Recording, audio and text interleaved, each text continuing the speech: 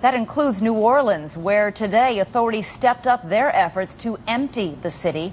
Bob Woodruff is there again tonight with an extraordinary human drama unfolding. Bob?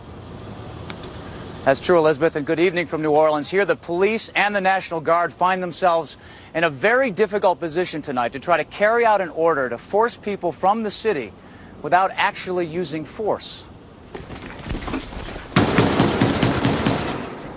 Today in New Orleans, they got a lot tougher on the holdouts. Police department, everyone home! Not only the flooded areas, but New Orleans' driest and wealthiest neighborhoods, too.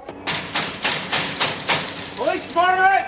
The police and National Guard going street by street, house to house.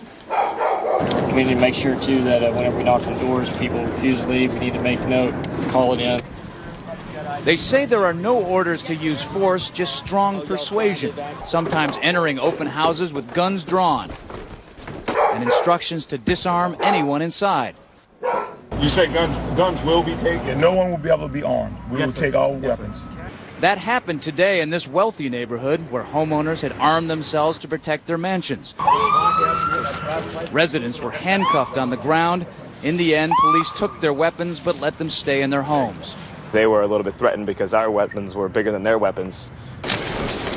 For many of the police and guard troops, it is an uncomfortable job to do this in an American city.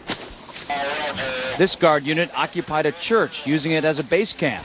They had to leave a note because they could not get hold of the pastor to get permission. It is surreal. Yeah, you never expect to do this in your own country. Chris Montgomery says he'd rather be in Iraq than patrolling American neighborhoods. Walking up and down these streets, you don't want to think about the stuff that you're gonna have to do. Somebody pops around the corner. I mean, shoot in America. Yeah.